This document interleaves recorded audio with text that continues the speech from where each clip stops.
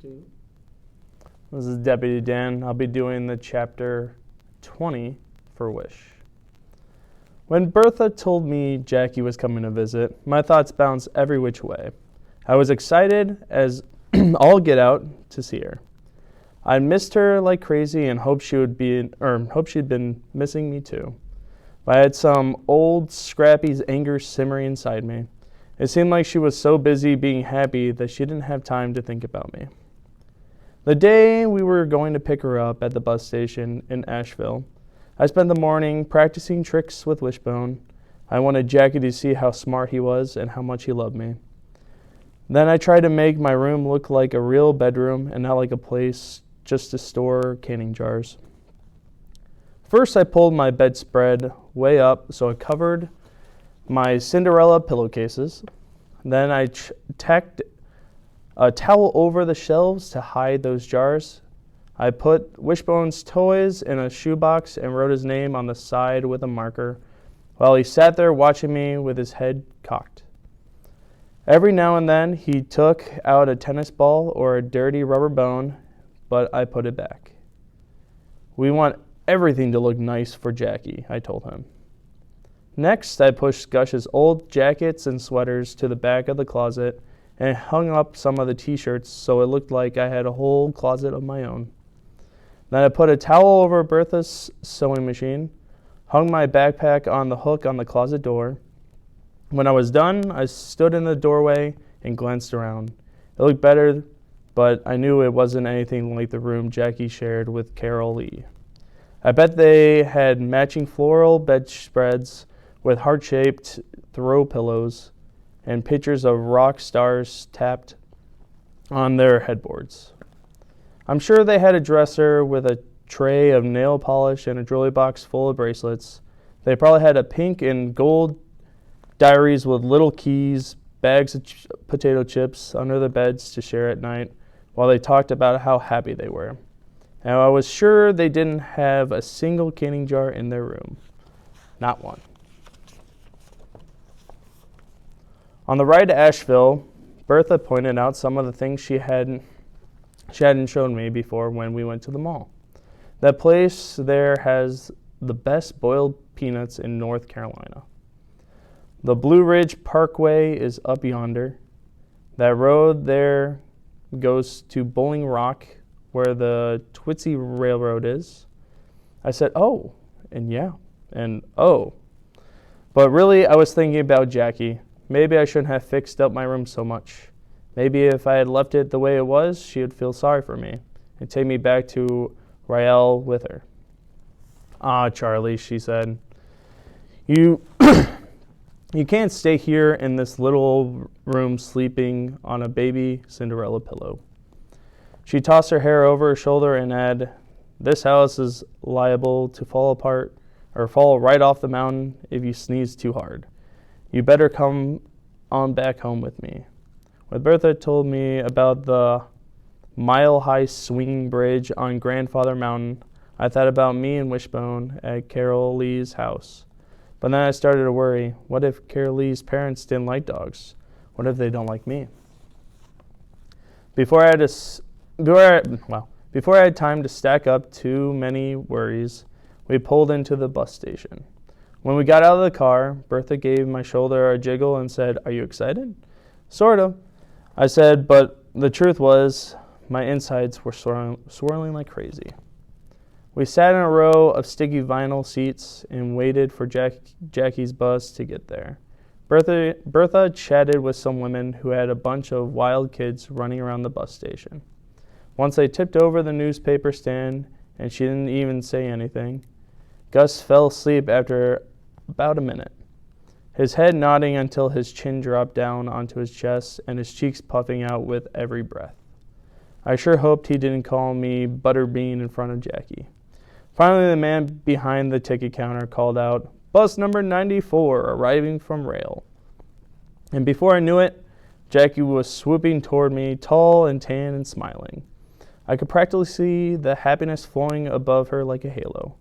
The first thing she did was turn her head sideways, point to the bright blue streaks in her dark hair, and say, like it? It's okay, I said. Scrappy had a hissy fit, she grinned, but you know what I say. She tossed her head so her blue streaked hair swished back over her shoulder. I say, who cares? Because this is new to me. The new me. What did that mean? Was that like a new life? Maybe Jackie had gone and found herself a new life like Mama had tried to do all these years ago. A life that didn't include me. On the ride back to Colby, Jackie and Bertha jabbered away like they'd been best friends forever. By the time we got home, they had every minute of every day planned out. Bertha was going to teach Jackie how to fry chicken and sew a zipper in a skirt. They were going to visit the thrift shop over in Fairview, to look for a football jersey Jackie needed for a play she was in at Carol Lee's church. They were going to pick squash in the garden for Jackie to take back to Riley, and Bertha was going to share her super secret recipe for squash casserole with cream of mushroom soup. On and on, jabber, jabber. Hello, I thought, what about me? Anyone want to do something with me? Bertha must have read my mind and noticed my slumping shoulders, because when we got out of the car, she said, and I bet Charlie's dying to show you around, Colby. She knows every nook and cranny now. She winked at me. Right, Charlie? I guess. And just wait until you see Wishbone, Bertha said. As soon as we got inside, Wishbone came leaping toward us, ears flapping and tail wagging. I knelt down and let him lick my face. Ew, said Jackie. Don't let a dog's tongue get in your mouth. He's just kissing me. I pressed my cheek against his nose. He loves me. And Jackie made a face and watch this, I said. I showed her how Wishbone could sit, shake, and roll over. Well, Charlie, Jackie said, I never knew you were such a good dog trainer. Well, he's pretty easy to train because he's so smart. And by the time we got back to Riley, I bet he'll know a whole lot more stuff. Jackie lifted her eyebrows and squeezed her lips together, but didn't say anything. She strolled around the tiny living room, studying the photos of old people on the table beside the couch, peeking into Bertha's yarn basket, peering into the kitchen. I love your house, she said to Bertha. Gussie's granddaddy built it with his own 2 hands, Bertha said. Ain't that right, Gus? Gus blushed a little and nodded. Check out the back porch, Bertha said, motioning toward the kitchen. The next thing I knew, Jackie was out there raving about the view and the mountains and all.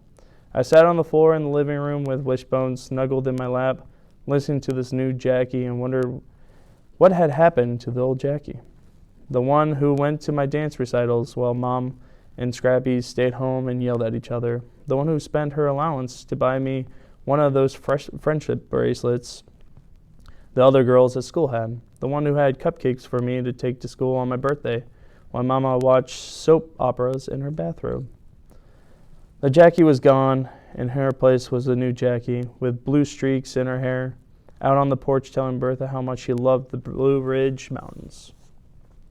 And then this new Jackie went and said something the old Jackie would never have said. Charlie's so lucky to be here with y'all. Lucky? She thinks I'm lucky I got yanked out of the only place I ever known my whole life and sent off to live with people I never laid eyes on before. Lucky my family was all broken up, scattered every which way. Then Bertha said, no, me and Gus are the lucky ones, right, Gus? Right, Gus? When they came back into the porch, from the porch, Bertha said, Charlie, why don't you take Jackie back to your room so she can put her things away? I led Jackie to the tiny room and waited for her to say what I'd been imagining she'd say, like how awful it was. Even though I fixed it up, she'll say it was way too small. She'll peek behind the tacked up towel and see the canning jars, and then she'll say, I better go back to rail with her. And no, this new Jackie said, I love this room, Charlie. Can you believe you got a room all to yourself and don't have to share anymore like we had to do back home? Didn't that beat all? I like sharing a room back home, I said, making my voice sound pitiful. I was going to show her Gus's clothes jammed in my closet, but she flopped onto the bed and said, "Well, yeah, but it's nice to have a room that's just yours. Nobody leaving their dirty socks on the floor or taking up all the space in the dressers." She kicked her sandals off and leaned against the wall.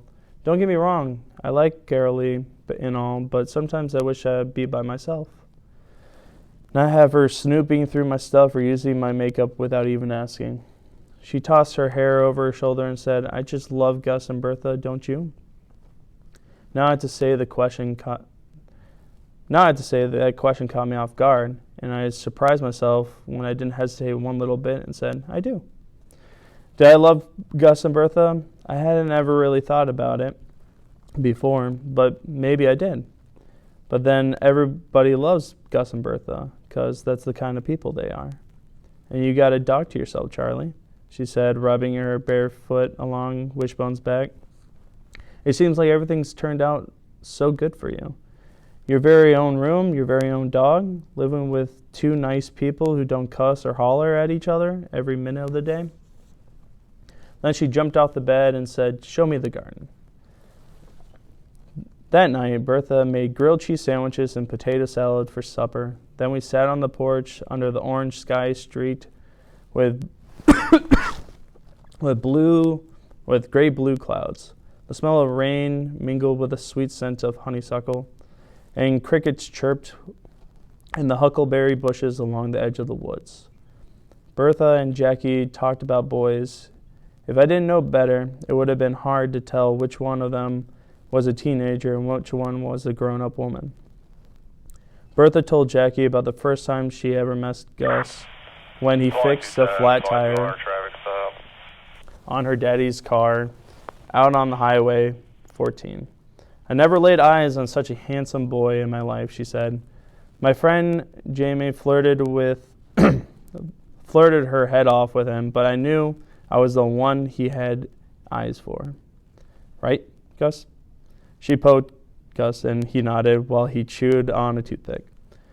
Later, me and Jackie went back to the room and played Crazy Eights while she told me about some boy she'd been dating named Scooter. He was the paintball champion of Wake County and had a cousin in the Marines he wanted to fix up with Carolee. Jackie had brought nail polish with her, so he painted our fingernails and told some jokes we told about 1,000,000 times before. "What do you call a cow that eats your grass?" Jackie said. "A lawn mower," I said.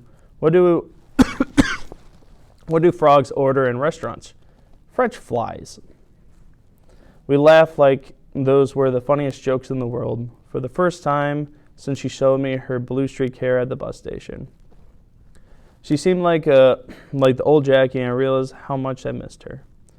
After we turned out the lights, she fell asleep in no time flat. Her soft snoring drifted from the air, reminding me of the nights we shared our room back home. I thought about how we laid there in the dark and listened to Mama and Scrappy fussing and fighting. When I was little, sometimes I crawled in bed with Jackie, and she would sing right in my ear, so I couldn't hear the mean words they hurled at each other. Now here we were sleeping in the same room together again. Jackie in my bed and me in a sleeping bag on the floor with Wishbone. Except this time, the only sound I heard were Jackie's soft snoring and bullfrogs down in the woods. Now I thought about Jackie raving about this house and that the porch in my very own room. In my head, I could still hear her saying how she just loved Gus and Bertha and telling me how everything's turned out so good for me. But then I thought, what's so good about being tossed out of my own house and riding the bus with those giggling kids and feeling for all the world like a stray dog with no place to call home? I hugged Wishbone closer and kissed his nose while my thoughts bounced around so much they finally wore me out and I fell asleep.